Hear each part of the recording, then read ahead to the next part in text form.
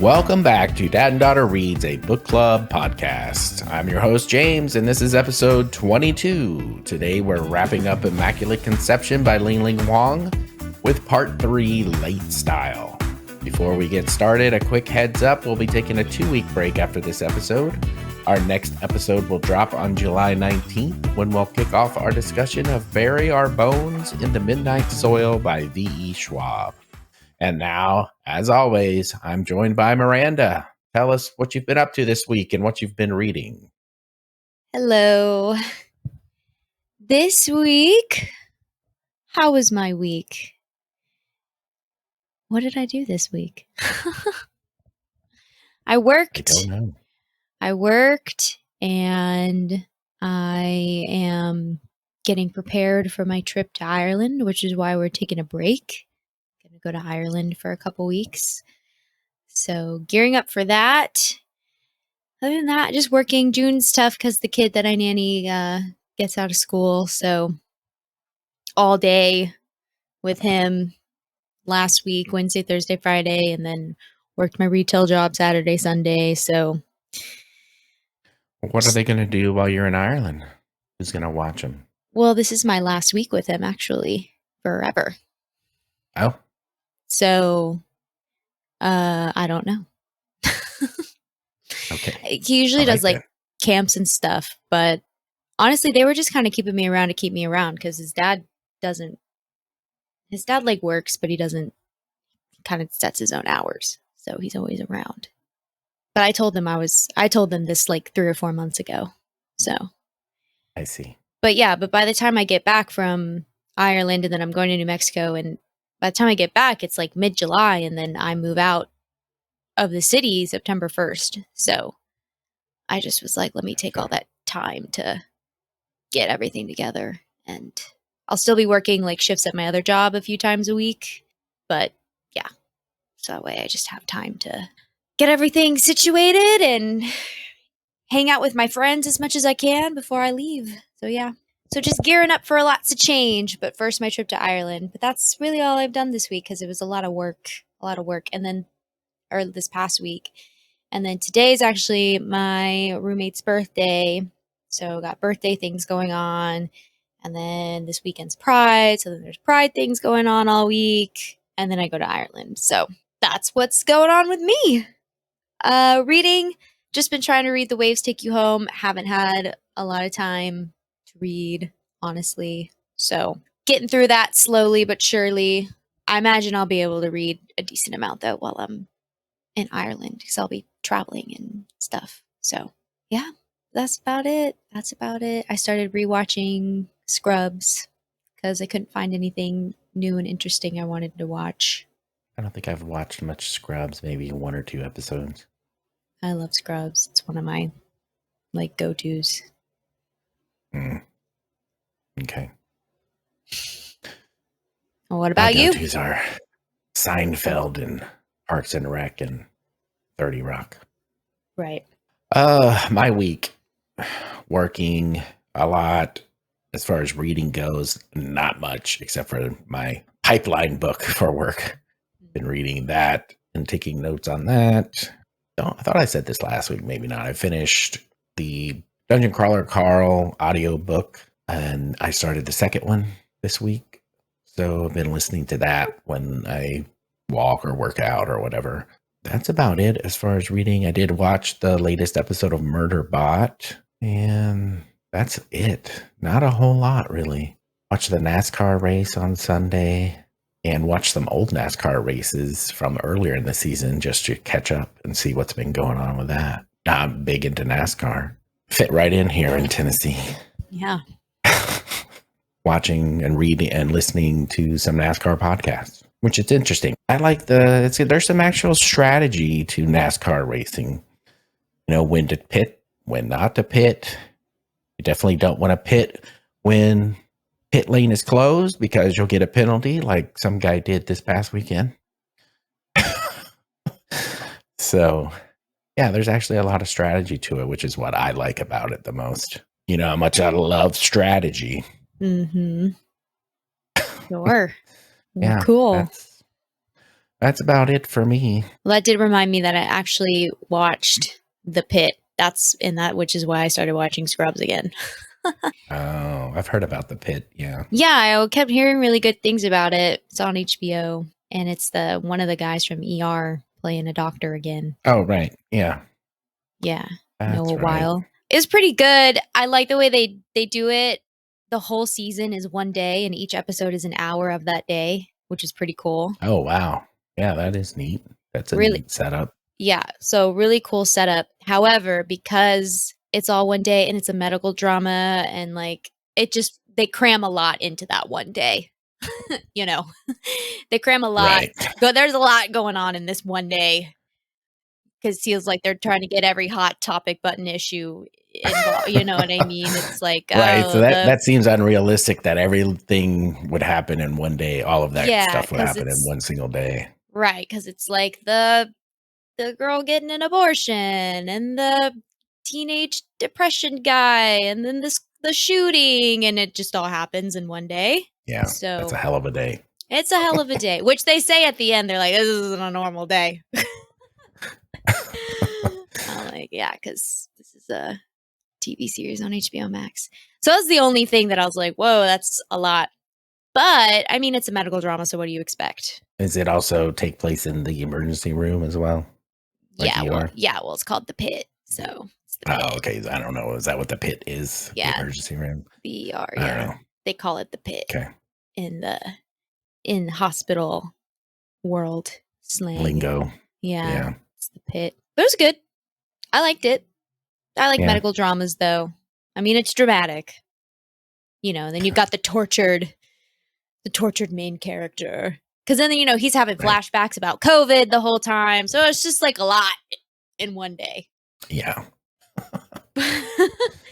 But it was cool. But I liked how they did that. It actually, I went through a couple episodes before I was like, oh, because every episode is titled whatever hour it is. So like it starts out like 7 a.m. And then it's like. Is this the first season? Is there only one season so far? There's only one season. Yeah, it's new. Yeah. Okay.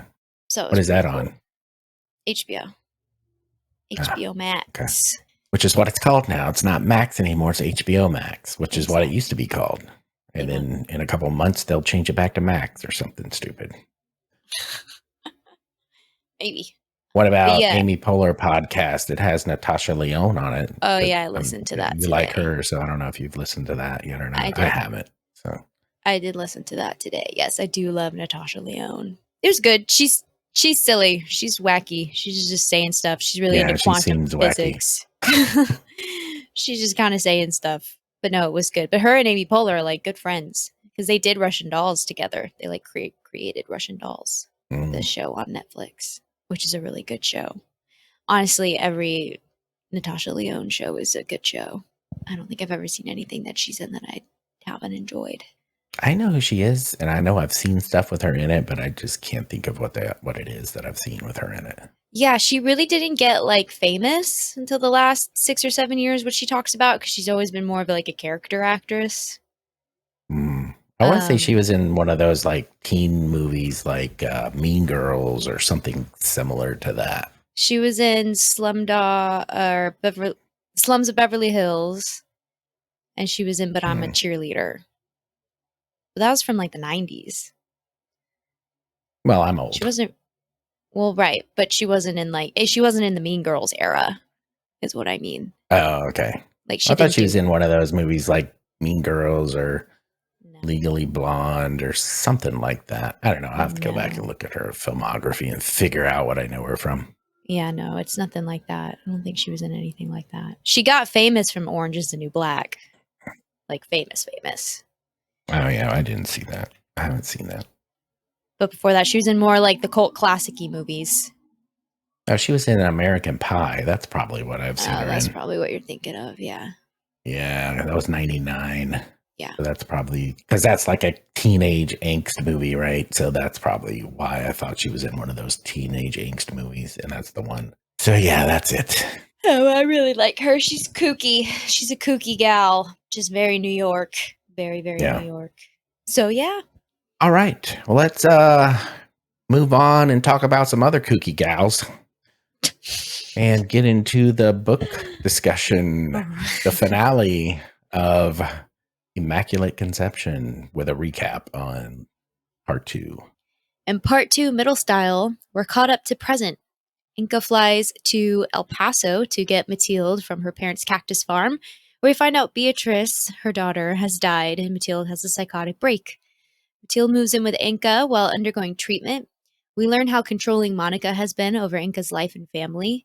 Inca and Mathilde collaborate on a new show, but Mathilde lets Inca take all the credit. Mathilde starts to feel better and wants to move out. Inca does not want this, so she lies to Monica about Mathilde's condition. They visit Richard's dollhouse to run tests on Mathilde. Inca ruins one of the images, and the board does not believe Mathilde to be stable, so they want to replace her brain with a healthier one, which Mathilde objects to, so Inca proposes the scaffold. Mathilde agrees if Inca volunteers, but we find out there's a serious trauma Mathilde went through that she doesn't want anyone to know about, and makes Inca promise not to do anything without permission. Inca agrees, and they have the surgery. Meanwhile, Inca finds out that Logan is actually a clone of his father and does not know it. And she promises not to tell. All right. Thank you for the recap. Mm-hmm.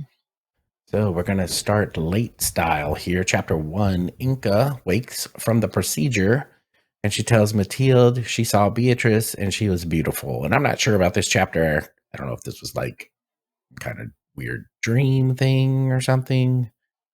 Because I thought she woke up at the end of the last one and was trying to get into Mathilde's mind. Well, she was, but she was kind of in and out. Oh, okay. Because so that made me a little confused there. Well, it's like, when you have surgery and then you kind of wake up and you're like, and then you go back knocked out again because you're still all drugged up, Yeah, you're loopy. Yeah, Yep, when you're like in and out. That's what I imagined. Because she'd get that first loopy time she wakes up. She's already trying to get into her brain.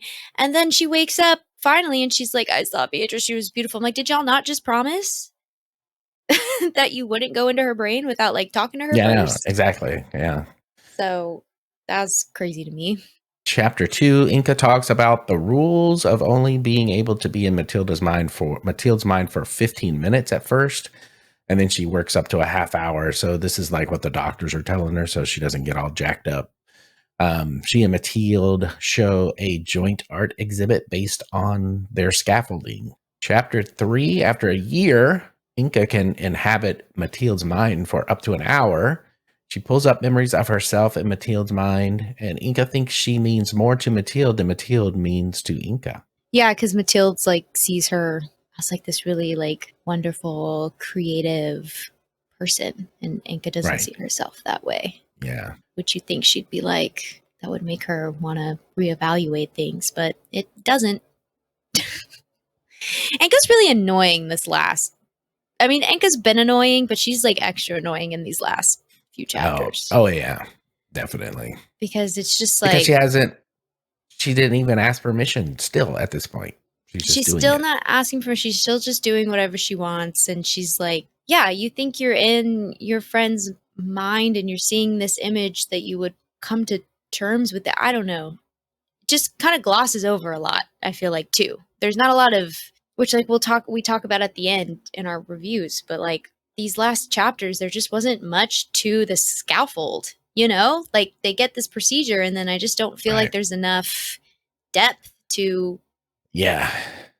I don't know. It's just, I'm not getting, and the chapters are so short. I think the reason, because we were talking to, I don't really have a lot written down because it felt really rushed. Yeah. The ending does feel rushed. Like these last 75 It started pages. out okay, and then it kind of just shit the bed for me. But we'll get to that in the review section. All right. Chapter 4, the board is hounding Inca because it's been a year since that last art exhibit and they aren't seeing a profit. After being in Mathilde's mind and seeing how talented Mathilde is, Inca realized that she herself lacks imagination. And Inca enters a powerful memory of Mathilde's where Mathilde lost her faith. Yeah, just what a terrible person Inca is. Yeah, she is. She's I also just like, crap. This idea too that like Mathilde is really being used and exploited and has always been used and exploited her whole life. And even the person who she trusts the most has just always wanted to use and and exploit exploited her. her. And has always wanted to. Like, not even like, oh, I, have this access now and I fall into it. Like, no, she's always wanted this. It's almost like it was like a master plan from the beginning that she didn't know about, which I don't really like and I don't think is fleshed out enough. So chapter 5, we find out that Mathilde was molested by a priest as a young girl. Inca makes an art exhibit out of it called Absolution. Yeah. And then we find out go ahead. Well, I was going to say that also ties back to Mathilde, one of Mathilde's first big things that she did when she was going around taking the pictures of the priests with their erections. Right. Earlier. Yep. So now we kind of know why she was doing that. Right. Yep. And this is also the same trauma that she had that she didn't want to talk about before. That was before her parents died. Right. And in chapter 6, we find out that Inca didn't even ask Mathilde for permission to do absolution. In fact, they haven't even talked much since the procedure. So all of this stuff she's doing, she was supposed to talk to Mathilde about before doing it, and she did not. Mathilde asked Inca to take a break from entering her mind because Mathilde actually confronts her about absolution because she found out about it. Yeah, because Inca didn't even tell her that she did it. She found out the same way everybody else found out about it, basically. Right. Which is so crazy. It's like Inca just thinks she can do whatever she wants because it's part of her mind now too, I guess. And then I just feel, I feel really bad for Mathilde, which I guess you're supposed to. But I don't know. Chapter 7, Inca tells Monica about this, and Monica tells her not to stop doing it. Of course, because Monica's even worse than Inca. Years go by, and Inca begins inhabiting Mathilde's mind all the time. And a lot of times, if you were talking to Inca, you couldn't even tell she was actually in Mathilde's mind at that time sometimes. I mean, you could, but it's like she's still able to do whatever it is she's doing and be in Mathilde's mind at the same time.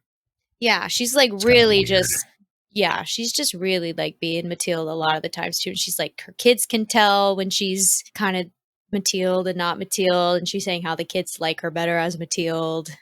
It seems like, Also, it is just so, I just don't understand.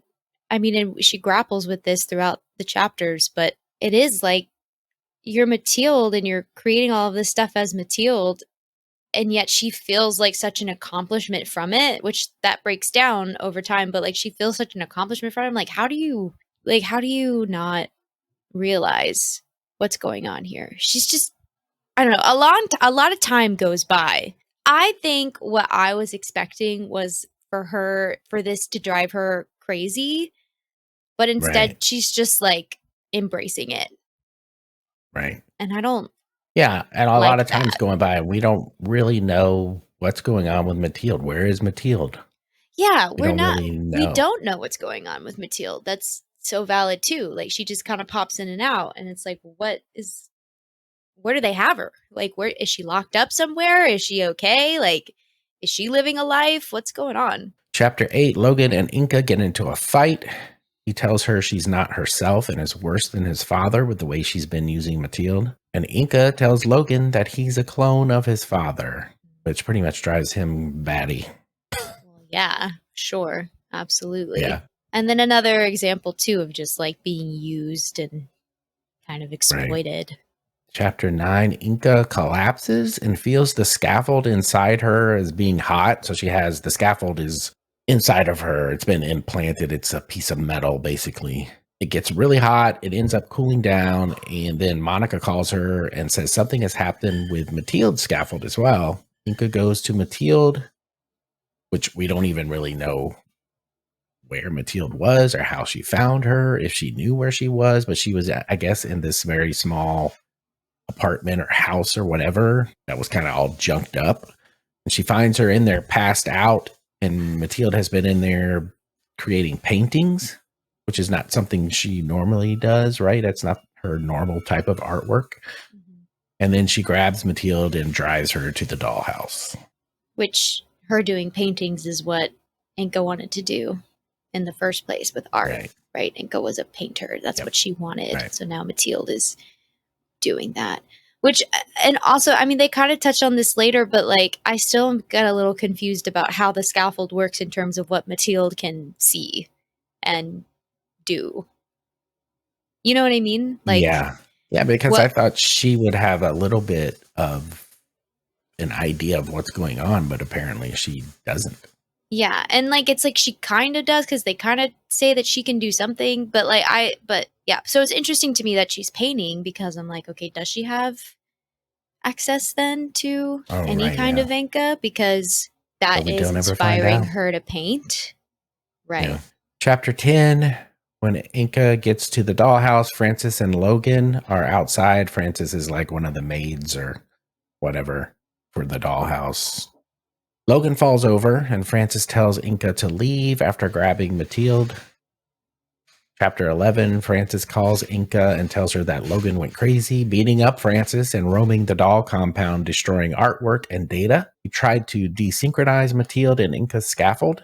Inca goes back to the dollhouse to collect Logan. Toru has reprogrammed him and tells Inca that she murdered him, and Toru's pissed off at her because basically Logan is like a child to Toru.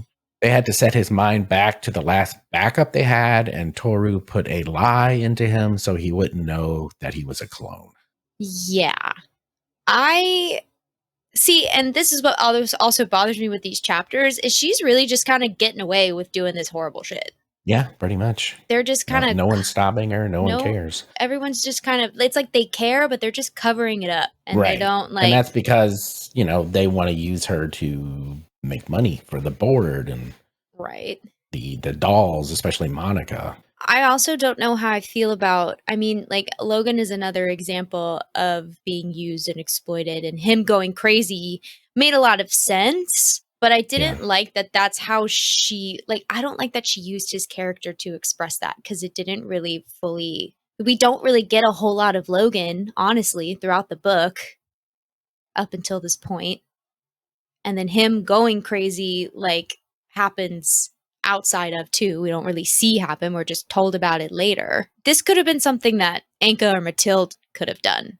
Like I wanted more from the main characters, but instead this thing that could have been like really cool and dramatic and like, tearing down the system, because that's what he did, right? He started smashing art and all of this stuff because these rich people are using and exploiting and creating life, out of science, and I wish we were getting that from more than just a secondary character that we don't see in this book. And then Inca not even getting much more than a slap on the wrist. Right. Yeah. Chapter 12, Inca and Mathilde's connection is now broken. Mathilde has brain damage from the disruption, and Gunter is surprised she's even alive. The board rushes all the projects currently being worked on, as well as the paintings taken from where Mathilde was living. So they took those paintings, and they're going to make an art piece out of that as well. So a review comes out and praises the paintings while shitting on the work Inca did as Mathilde. So there's all these projects that they rushed to get done. All of them were done by Inca through Mathilde. I think she was called Inca as Mathilde. That was like her artist name when she was doing this stuff using the scaffolding. And then they also showed the paintings that Mathilde was working on that they took when they found her. And so when reviews come out, they don't like anything Inca did, and it gets, destroyed in reviews. And then they do like the paintings from Mathilde. So it's just more fuel for Inca's fire. Yeah. Which now that I'm hearing you say it, kind of feels like a tie to AI. Like AI created art. Inca in this situation would be kind of what's unique. Yeah. It's like, right. Yeah. So she's I think like the scaffolding would be the AI, because she's using that to get to Mathilde's ability to create things, and then she's taking that and creating stuff with it. Yeah, but it's coming through her. So it's almost like a vessel. Right. So she would be the one using the AI. Like she would be the person writing the prompt, where Mathilde and the scaffolding is the AI. Because that's where the actual creation comes from. That's the way I see it anyway. Inca's the person at the computer writing the prompt.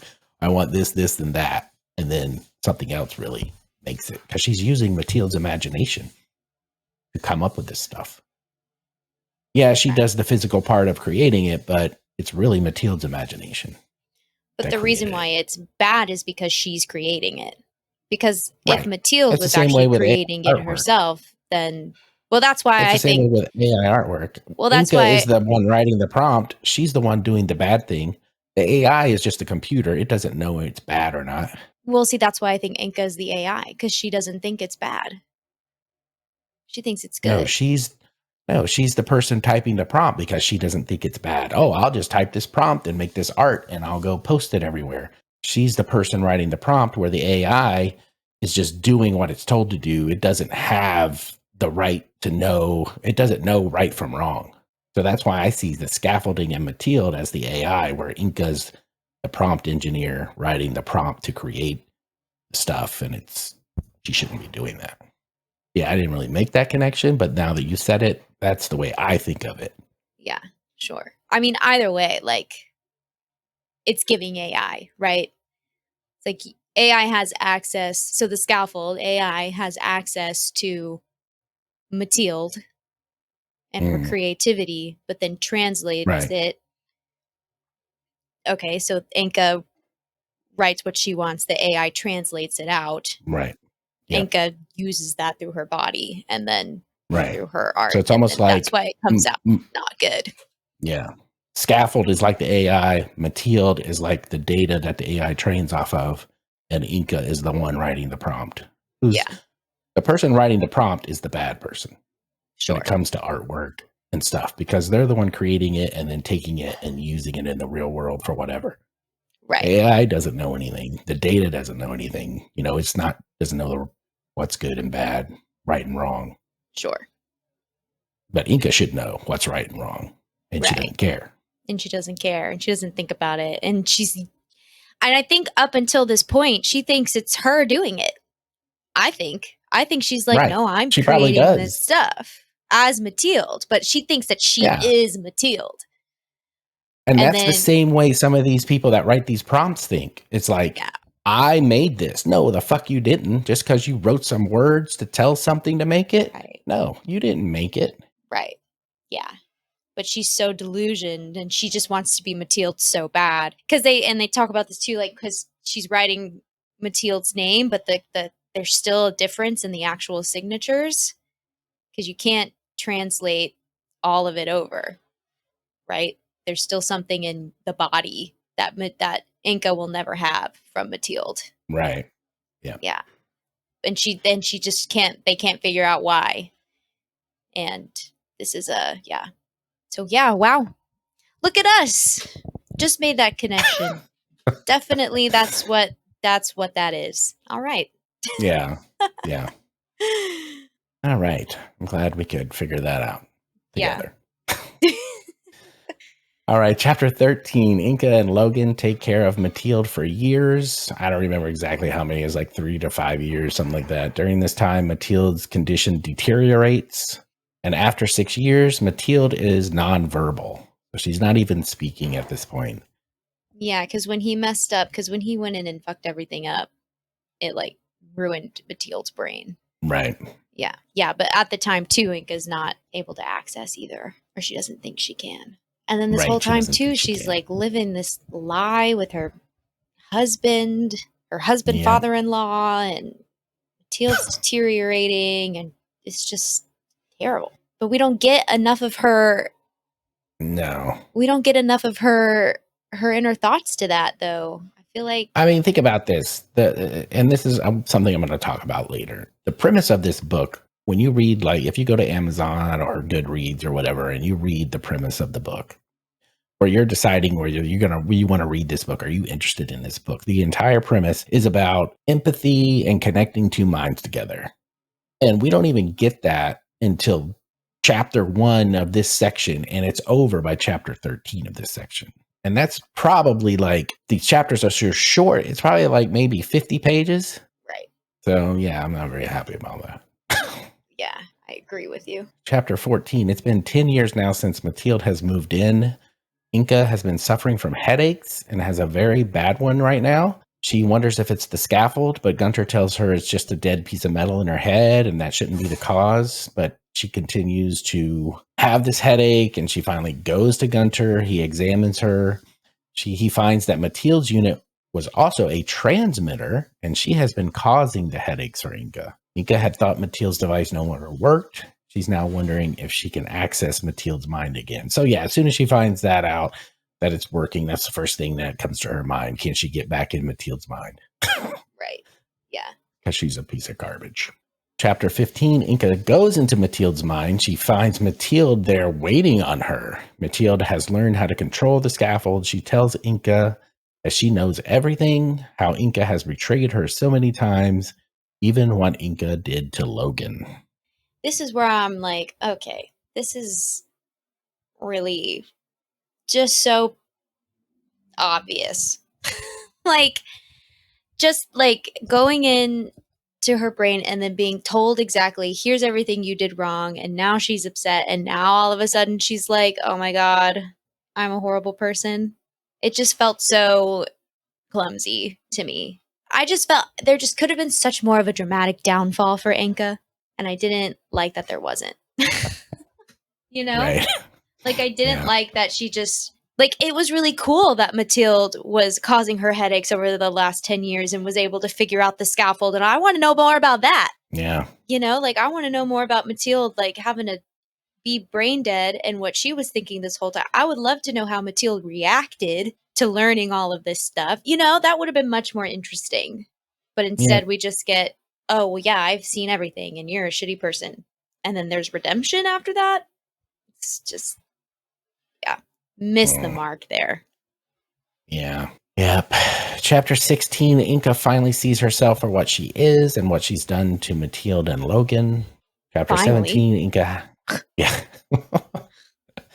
Chapter 17, Inca has an exhibit called Born Again. She confesses what she did to Mathilde and says she's leaving the art industry. Chapter 18, activists organized against Inca and the dolls. The dolls' next project, which was to use the scaffold to preserve artists, has been shuttered due to the backlash. Right, which thank goodness. Just again, like this whole idea just also pissed me off because now she's just like, okay, I did wrong. I'm going to go in front of everybody and I'm going to admit what I did. And now I'm saved because I admitted my sin. And it still all felt about her, you know? I don't like that Mathilde forgave her for that. Because she kind of forgives, but it's just like, okay, I won't give you headaches anymore. Right? Right. Just like, and she's like, yeah, like I accept this public apology. And I'm like, this should have been way more dramatic. It just felt so anticlimactic to me. Yeah, and it was. And still selfish of her. Like she didn't really learn anything. Nope, she didn't. And she goes on continuing her life. And we have a little retrospective, which is basically just chapter 19. Inca is now teaching art at a community college. She's been out of the public eye for 5 years. She invites members of the board and her old friends from art school to her 45th birthday. She had the scaffold removed, and Mathilde still lives with her in her care and is 4 floors above them right now, even though most people think Mathilde passed away a year ago or so. A maid interrupts Inca during the cake cutting and tells her the woman upstairs on the 5th floor asks for pen and paper and has begun to draw. And so the cycle begins again. Exactly. Because she didn't learn anything. Because it's like, yeah, she went, you know, she left the public eye and she's doing this stuff. And it's like now she gets to live this peaceful, quiet life while Mathilde is upstairs rotting. Everybody thinks she's dead. And she's just kind of like, but, you know, such is life. Yeah. So who knows what Inca's going to do now? If everybody thinks Mathilde is dead, maybe she starts making art again. And then Inca just takes it and calls it hers or something. Who knows? Right. So this opened it. And you know what? And that's the only thing that I liked about the end was the very, very end, because I like that it left it open-ended like that, because I am convinced that Inca did not learn or grow from anything and that we're just going to continue this cycle over again. That like she's just going to keep using and exploiting Mathilde. Like she's not going to be like, oh my God, thank God my friend can draw. She's going to be like, are you fucking kidding me? Is what I think. You know? She's going to be like, you got to be fucking kidding me. Like I thought I was over. I thought this was done. I thought she was a potato. But now she's drawing again. Of course she is. And now what am I going to do about that? That's what I think is going to happen. So I like that the author left that open-ended in that way, because I think that was the purpose of that, to be like, now we're going to keep continuing this cycle because she hasn't learned shit. So that kind of saved it just a little bit for me. Right. But yeah, because it is open-ended and maybe it totally. goes a different direction. It's whatever. But then I'm also like, happened this at book that was point. so short, so why couldn't we just keep going then? Yeah, Like, it why is did really we have short. to? Like, why did we have to rush the end in that way and then leave it open-ended like that? I don't know. It's either the author or maybe the editor. Who knows? Yeah. Someone on her publishing team, maybe. Who knows? There could have been a lot more to it that got cut out or something. Who knows? I mean, this is only her second novel.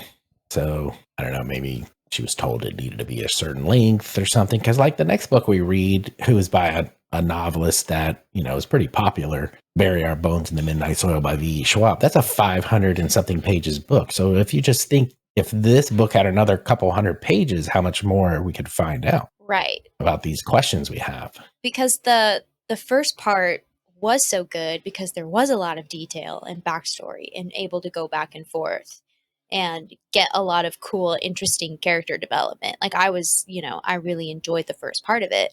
And then we didn't get any of that in the second or third parts.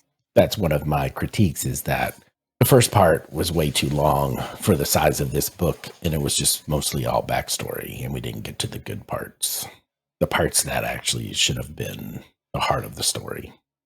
Or at least had been able to make those parts flow in the same way that the first part did. Like they could have also been longer and more character oriented. Right. And that's my point. For the size of the book, the first part was too much. Right. If the book was another couple hundred pages, then the first part would have been just fine the way it is. Right.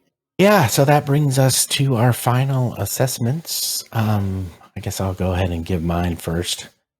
So I thought the writing was strong. Huang has a distinct lyrical style that I really enjoyed, but the structure just didn't quite work for me, and that's mostly the length. There are a lot of intriguing world-building details, but many aren't fully explained or tied into the larger story. For example, the dancers who mutated themselves into swans. That felt more like an interesting idea than something with narrative weight. I mean, I get she's just trying to set what the world building is like, but I would like to know more about not necessarily specifically those dancers, but more of why the world is the way it is. Yeah. So it often felt like there was a lot of setup without enough payoff. The first section, early style, was engaging, but dragged on too long for what's essentially backstory. The middle third is where things started to really unravel. It becomes messy, unfocused, and hard to follow. Like the whole section about the scaffolding and stuff was very hard to follow. And some of it just didn't make any sense. Well, not the scaffolding, but more of when she had those tests done on her brain. That was very confusing. Yeah, once they got to the dollhouse and there was 1,000,001 different weird things happening. It's like, just focus on a couple weird things. Right. Yeah. And so Inca is desperate to create something meaningful, but can't stop comparing herself to Mathilde, whose talent seems effortless. And that constant comparison drives much of the tension, and honestly, it made the book a bit exhausting. I found myself frustrated with Inca and how often she tried to justify her worst behavior. And only near the end do we finally get to the premise promised in the synopsis, the scaffolding and the merging of the two main characters' minds, which I've talked about that already a little bit. But that emotional bond, deep empathy, and connection was what initially drew me to this book, but it doesn't happen until there are only about 80 pages left. And even then, it finishes up only about in 50 pages. And so the relationship between Inca and Mathilde is compelling, a codependent friendship shaped by jealousy and obsession. It's a familiar theme, but the ability to inhabit each other's minds gave it a fresh twist. I just wish that part of the story had more time to come to fruition. I did appreciate the commentary on AI art, religion, and the inner workings of the art world. There's a lot of potential here and some memorable moments, but the uneven structure kept it from fully landing. And overall, I'd give the book 3 stars. I actually had this at 3.25 stars, and I just changed it because after going through this entire thing and talking with you, it just made me even think it's worse than it was. Yeah, I saw the 3.25 and I was like, originally. LOL. Yeah. I was like, okay, 0.25. After going through all this, had to take that 2.5 off. after I all know, this because talking. I also, as I was going through, because I usually try to write some notes and stuff as I go through if I didn't write any initially. And I just was like, I just don't have any real notes because I really wanted to at least give it a 3.5. So yeah, so my final assessment, I also really loved the writing style. I was pretty captured in the first part of the book. I thought the flow of the first part was really good, going back and forth in time.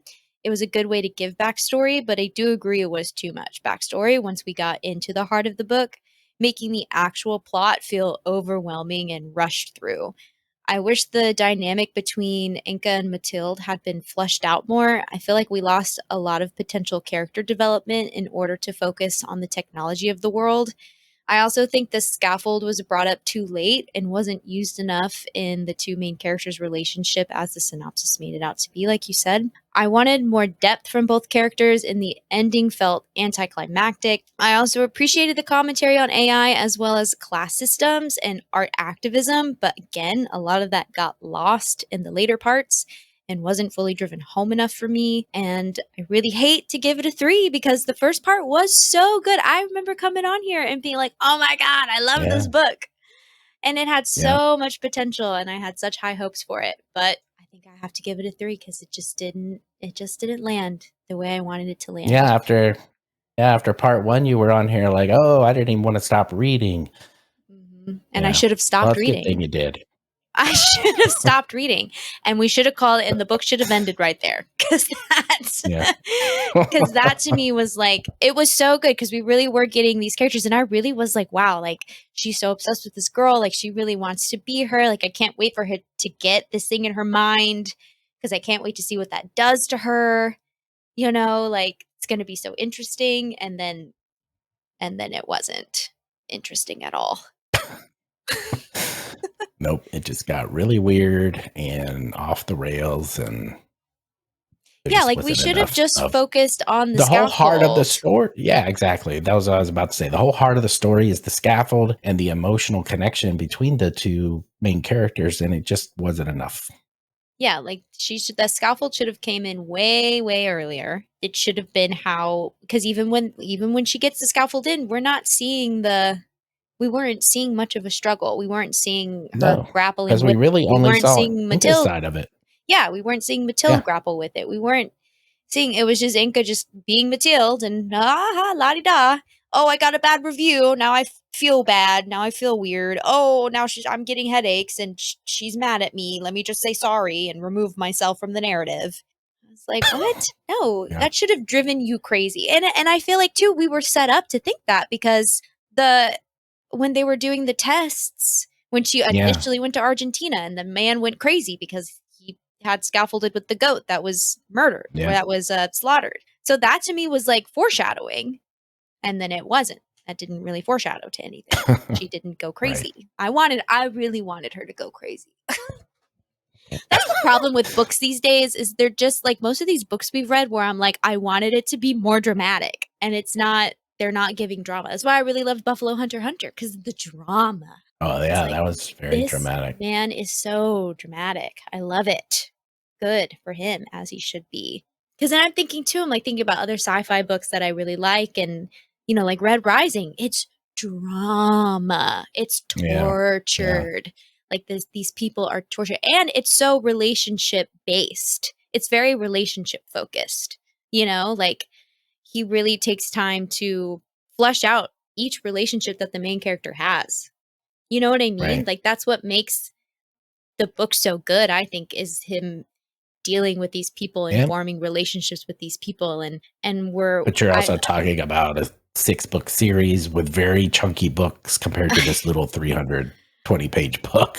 I know, but but what I'm saying too is like we had it in the beginning though. Like I felt like we had that in the beginning of this book and then we lost it. And so instead of being like, oh, we need to do tests on her and we need to switch brains and we have the clones and we have this and we have that.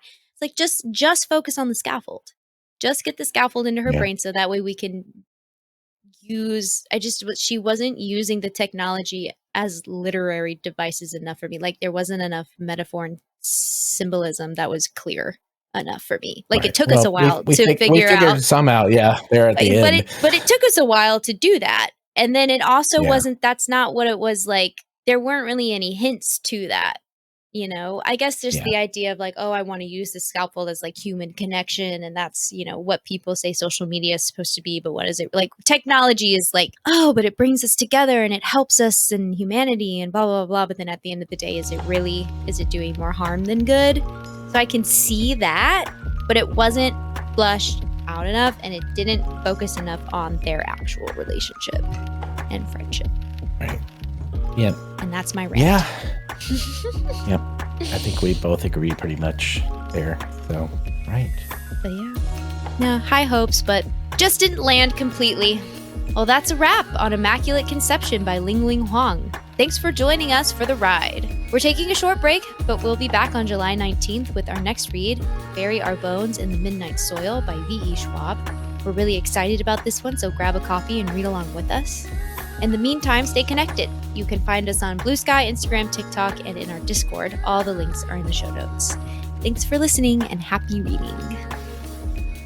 Our intro music is Upbeat Funk, performed by Mikhail Smusev, and our outro music is Lo-Fi Chill, medium version, performed by Bodan Kuzmin.